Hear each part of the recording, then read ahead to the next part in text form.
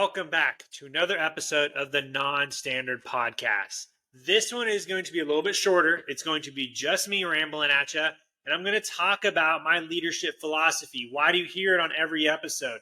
Why is it my philosophy we're talking about, not the people who I get to join on the episode? But before we get started, if this is your first time listening or your 100th time listening, you know what to do. Everybody says it on every podcast, and I'm going to say it on this one too because it's important. If you get something from this, if you learn something from this, if you're motivated from this, all you got to do is share it. It's literally that easy. Give me some ratings, give me some feedback as well, because I adjust a lot of my episodes based off of feedback from you, which is why I'm doing this specific episode. I am doing this fine-tuning of my podcast. So if you're new to it and you're like, what does he talk about? Well, you can click on this episode and you can figure out where my leadership philosophy came from, why I'm so passionate about it, and why we talk about it on every episode. All right. It has taken me 17 years to establish my leadership philosophy. That's crazy. In the military, specifically in the Air Force, you are not taught personal leadership at a very early point in your career. You are focused on doing a job to promote and move on into leadership. So with that being said, I have now had the opportunity to focus on my leadership philosophy to help others below me and around me succeed and become better in their workplace. So how did that happen? Well, in the Air Force, as you move to the rank of major, you are asked to attend a school called ACSC, which is where you get a master's in sort of the military, the Air Force. You learn a lot of crazy things, but one of the first courses you take is a leadership course, which I really love. I was in the point of my career where I was diving into my own leadership techniques and tactics, fine-tuning myself, focusing on myself, becoming a better leader. So this hit home to me. And one of the courses is literally a question of you are taking command. The previous commander wants to know your leadership philosophy in a short few sentences. What do you got? And I didn't know where to start. However, I have surrounded myself with a lot of very positive role models that have helped me understand what good leadership philosophy tools are. Now, leadership philosophy should be pretty simple. It should be very concise, to the point, to where people can hear it, take it, and put it to work. And so that's what I had to figure out. And mine came to this. It came to 4 statements that you have to do in order, and they build upon each other, but you have to be leading by them first. So with that being said, the leadership philosophy I live by and I go by, and I will teach everybody around me when I work into leadership roles, is lead by example in everything you do. That is number 1. It is the only way to lead, and it is the best way to lead. So that's the first one, and we'll dive into it a little bit later, but more in depth. The second one is to be selfless. You have to be selfish. Let that sink in. You have to be selfish. You have to take control of your own life to help people around you. So with that being said, the third one is going to be you have to build relationships based off trust and care. Because to help people work around you, to get them motivated, to get them to be the best they can be, they have to know you trust them. Trust is one of the hardest things to build, and it's the quickest to lose. The fourth one, the last one, is you have to get comfortable being uncomfortable, challenging the road in front of you. So let me rephrase that a little bit simpler. Challenge the road in front of you by getting comfortable being uncomfortable. Yes, it's 2 in 1 right there. If you want to make change, which is challenging the road in front of you, don't get stuck going down the same path everybody else is in your shop or in your workplace. There are different roads around you that you can take to become a better leader, become a better person, progress. But to do that, you cannot get comfortable. Getting comfortable is losing. If you're comfortable, you're falling behind. If you're comfortable, you're complacent. You have to get uncomfortable, challenging the road to see progress, to see change, to become a better person. So, like I said, it's a quick 4 statements. Now, the Army, they do a great job teaching leadership philosophy to the leaders, and then they preach that when they take command of a new unit. In the Air Force, it's a little different. We do not do that. We prioritize priorities of a squadron or a unit to get the job done, to show we have committed and won and done a good job. Now, what I'm trying to take forth in this is I want the people I work with to understand my philosophy. Because if they understand how I work, how I function, how I thrive, and they see that as successful or motivating or dedicated, they take that in their workplace and then they go implement it. So if I were to take charge or work with a team, I'm going to tell them, hey, if you want to know how I function, this is it. I lead by example in everything I do. I will be selfish before I can be selfless. I will build relationships based off trust and care. Because relationships are the core to every problem in every hardworking team. And then I will challenge the road in front of me by getting comfortable being uncomfortable. So I will take those steps as a commander or whatever to do something different or take risk. Risk is a huge thing that has huge reward, but a lot of people don't do it because they're scared.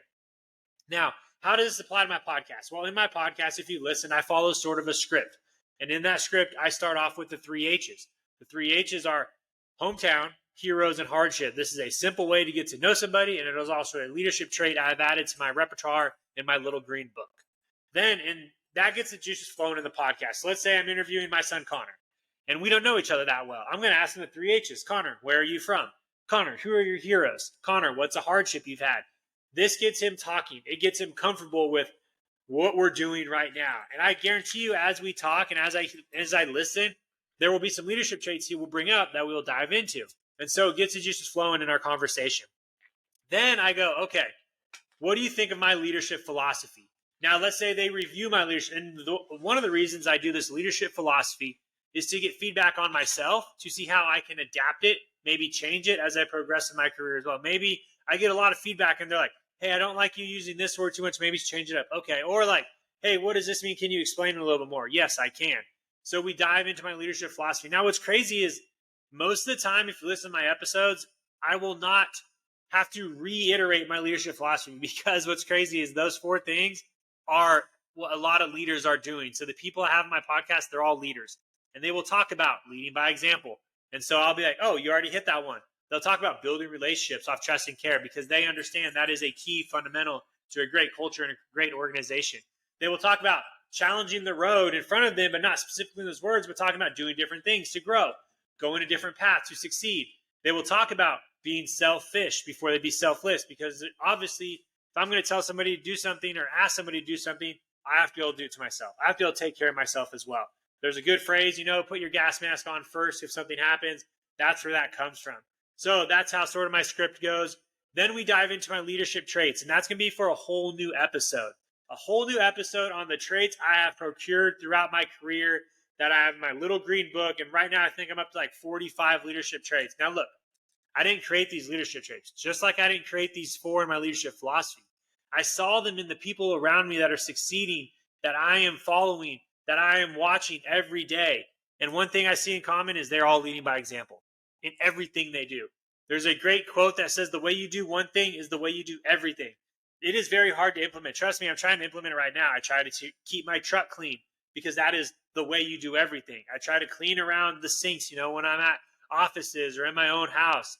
I try to do those things because if you slack in one area, you're guaranteed to slack in another. So I see people who I role model lead by example in everything they do.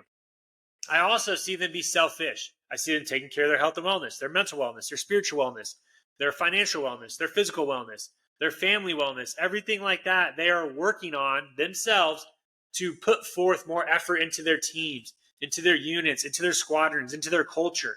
So I see that and I go, dude, that is great. I'm going to borrow that. To build relationships, man, you don't have to borrow that. Everybody should be building relationships based off trust and care. So with that being said, that's why that one is so important. The reason it's number 3 and not number 1 is because you have to take care of yourself first to build those relationships. And so that ties into the 4th one of getting comfortable challenging the road in front of you. So when you lead by example in all you do, when you're selfish before you can be selfless, so before you can help others, you will start building relationships because people will trust you. They will know where you're coming from, so they will open up to you. Then once you have that team built, you can start challenging the road in front of you. You can't do it by yourself. That's why it's last. You can't just automatically go into a workplace and expect to take charge and change everything right there. It's not going to work. You have to sit back. You have to show everybody that you can lead yourself first. You have to show everybody you can do the job first by being selfish and doing what you got to do. You got to show everybody you can build relationships. You can get to know them. You can go out of your office, talk to people all the time, just see where they're from. And then as that culture builds, as that fire starts to light, you'll be surprised how easy it is to start changing that road in front of you, where maybe you came into a unit or a flight that wasn't working 100%. And you figure it out like, oh, let me just get to know everybody, see how everybody works, move some people around. Then you start making those changes and it flows so much smoother. You're not doing the same thing that everybody was before. It's a huge problem in the military right now of doing the same thing because we've always been doing it this way. This helps change that. It's a huge just thing that has to be focused on, and that's why it sort of lasts. Now, is my leadership philosophy perfect? Heck no, it is not. It probably needs some tweaks, but the reason I stick so close to it is because that's how I want to lead. That's how I've seen success.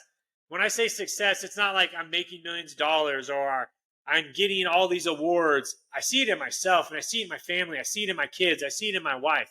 I see it in those close to me. I have developed it in the past 3 years by being selfish with myself. It's taken 3 years to get here. 3 years to understand I have to lead by example first if I want to go into this new unit or this new squadron. Or I have to take care of myself if I'm expected to work a long shift or go on these long ruck marches or give a brief in front of thousands of people. I have to know them, who I'm going to talk to, who I'm going to work with, who I'm going to go to battle with. And then I have to understand if I am asked to change something or I am asked to fix something, can I take the risk to be uncomfortable and do something different? And so that's why I bring up a leadership philosophy in every podcast episode I do with those around me, because you'll hear and you'll see they are already running that script. And I want others to know, especially when you get done listening to this, like I said, this is going to be just about 15 minutes. The goal of this quick little episode is for you to understand you should have a leadership philosophy. You should have some set of standards that you live by every day, something you wake up to that keeps you motivated, that keeps you on track. When you're slacking, you look at your leadership philosophy and go, I said I was going to lead by example in everything I do. Dang it, I didn't go to the gym today. Or dang it, I didn't, read my 10 pages like I said I was going to do. Or dang, I had too much drink last night. Was I leading by example in that area? No. You should be using these to guide you in your career. And I guarantee you, no matter what rank you are, no matter how old you are, no matter what job you're in, a leadership philosophy is something you should be implementing right now. Now, if you need help, that's where I'm here. Reach out to me. I'm not perfect in it. I still get help in it, but that's how we develop. We develop by learning, asking for help, because we don't have all the answers. And I would love to get feedback from you guys on what your leadership philosophy is. Maybe I take some of those traits you have and put it in my little green book. And then when I go to a new job, I go and I watch everything, right? I soak it all in. I'm leading from the back. To lead from the back is how you lead from the front. Because when I'm leading from the back, I see everything. I see who's in charge. I see who's slacking. I see what processes are working. I see what needs to be changed. I don't change it right then and there. Maybe someone else is going to change it. Maybe I hint to this person who needs a little push. Hey, I think you should change this over here for your shop. It might help. Boom, go do it. I help them get wins. They're the ones that need the wins. I just sit back and sort of watch it happen, because then I know it's gonna take effect a little bit more. Remember, those in your shop are going to listen to those in their shop. They're not going to listen to you as a leader. If you're new, it's going to take time. What you can do is give some of those wins to those around you. Remember, winning isn't about your wins. It's about their wins. That is huge. That is so hard for a leader to do. It's hard for a lot of leaders to do, not take the wins for themselves and then go up to their boss and go, look what I did. It's look what we did. Look what they did. Look what your team did. Look what that squadron did. I don't care about wins anymore. My wins are not my wins. My wins are watching them win. And that's what leadership philosophy should help you do. It should help you establish your way to help your team win. Because in the thick of things, they will not have the time to see what you're going to do. They should already know what you're going to do in a stressful situation, which is why leadership philosophy is going to help you there. To become a great leader, you have to be able to make decisions in a stressful situation. If you already have a leadership philosophy behind you ready to go, dude, you're going to crush it. You're going to do amazing things. So that being said, 15 minutes, why I add my leadership philosophy to every episode, this is it. If you have any questions or any feedback, or you love what you hear, you don't love what you hear, please let me know. I'm going to continue to do these little episodes where I talk about how I developed my podcast. The next one you're going to see specifically with me is why I bring up leadership traits. So everybody on my podcast, I email all my leadership traits. And I tell them, pick 2 or 3 or 5 that you want to talk about in this episode. And then we'll talk about it. Or if they have one I don't have on there, they'll give it to me. I've already done that on a few of them. And so that's what I'll talk about on one of my next shorts, is where I got my leadership traits from. I will probably list them all out for you. It'll just be a quick list. You can gather them, you can write them down, and then maybe I'll discuss 1 or 2 in a few episodes after that. So if you like what you heard, if you appreciate anything, if you're like, damn, I want to hear more, just subscribe. It's pretty easy. I'm going to try to do more and more of these because I love to talk about it. I love to keep y'all motivated, and I want you guys to go win.